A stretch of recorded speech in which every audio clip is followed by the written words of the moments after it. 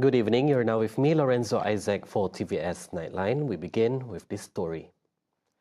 Prime Minister Datuk Seri Anwar Ibrahim is ordering an immediate end to makeshift classrooms in Beluran, Sabah, calling the sight of students learning in tents unacceptable. The move comes after shocking images revealed children at SK Balabanjaya crammed into open-air tents and mosque corridors. In a social media statement today, ANWAR stressed that students' welfare is non-negotiable, mandating authorities to bypass delays and restore dignity to the classroom. Parents have voiced outrage as students endure sweltering heat and rain despite 2 million ringgit already being allocated for permanent buildings. With construction stalled in the tender process, ANWAR is now fast-tracking emergency solutions to get these children out of the elements and into proper schools.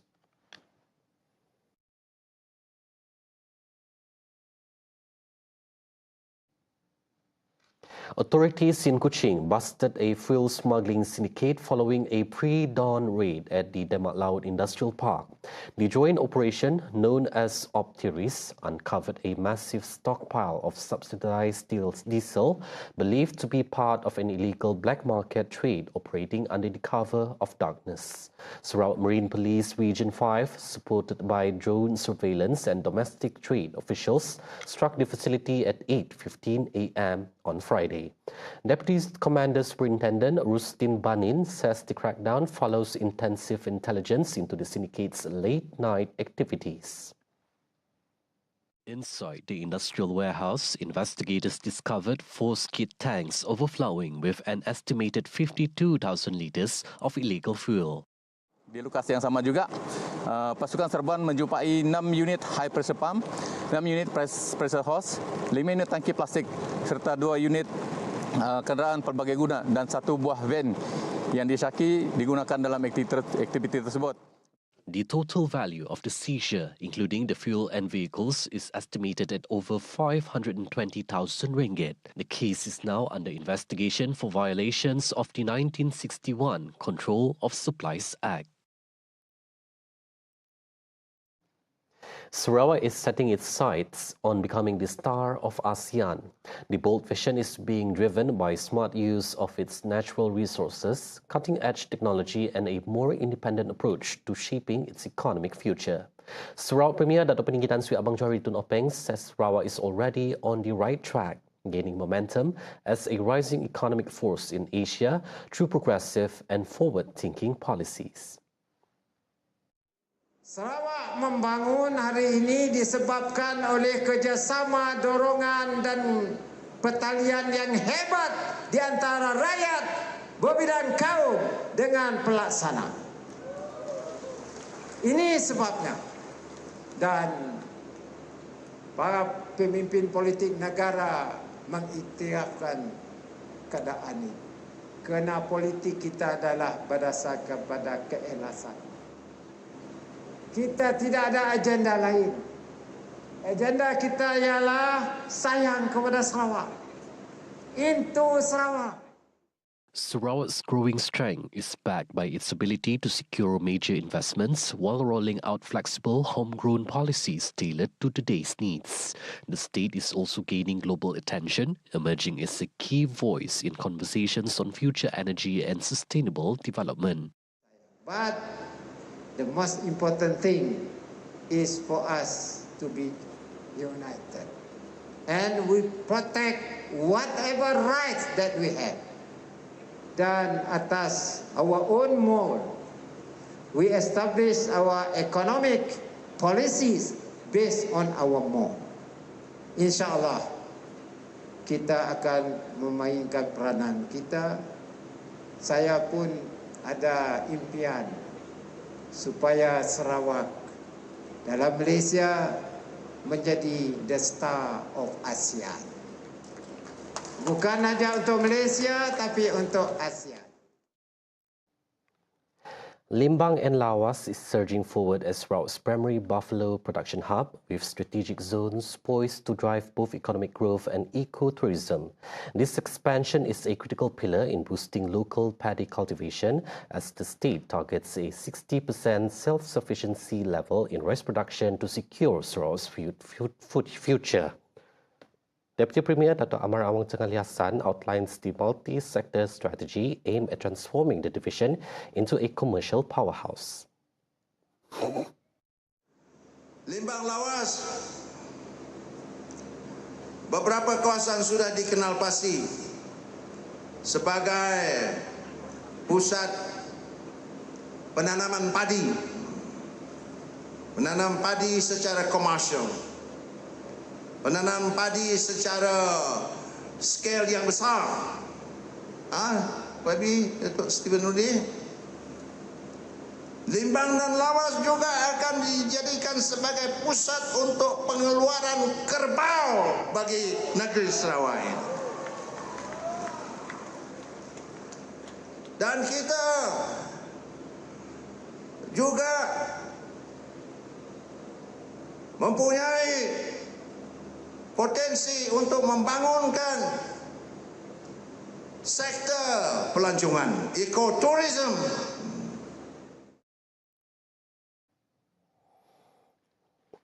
The 2026 DBKU International X Games, held from April 8 to 12 at the KUCHING waterfront, is now becoming a major platform for discovering local extreme sports talent and giving them international exposures.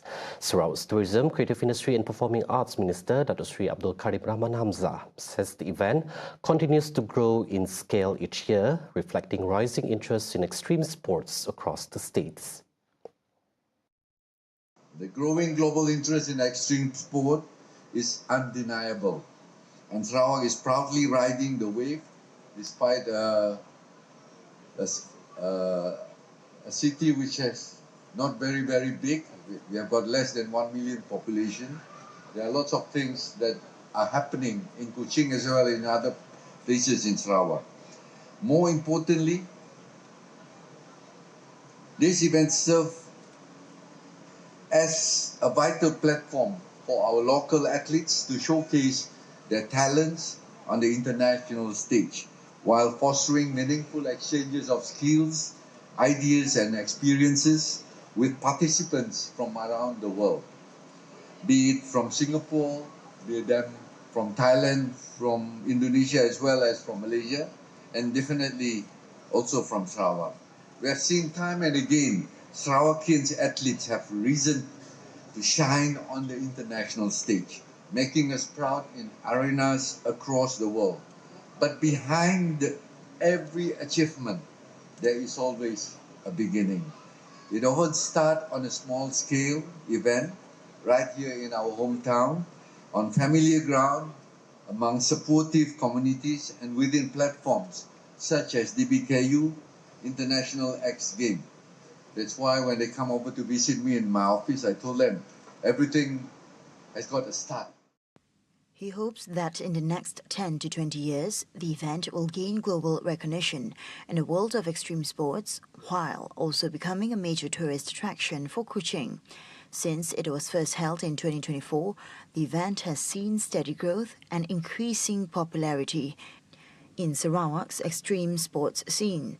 Apart from land-based competitions such as BMX, skateboarding and inline skating, this year's edition also introduced water-based events, including jet ski racing.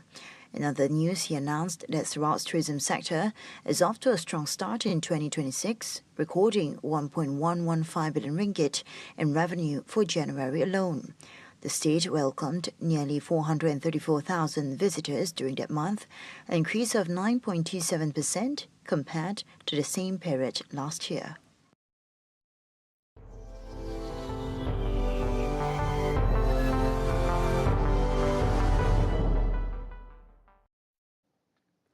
Top US and Iranian officials gathered in Pakistan capital Islamabad today to hold talks that seek to end their conflict in West Asia that has killed thousands, roiled energy supplies and hurt the global economy.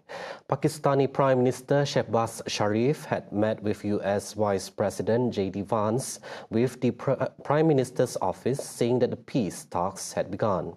Here are the key issues the two sides are expected to discuss, with Tehran insisting that formal talks can begin only after Washington gives commitment on a ceasefire in Lebanon and lifting sanctions on Iran.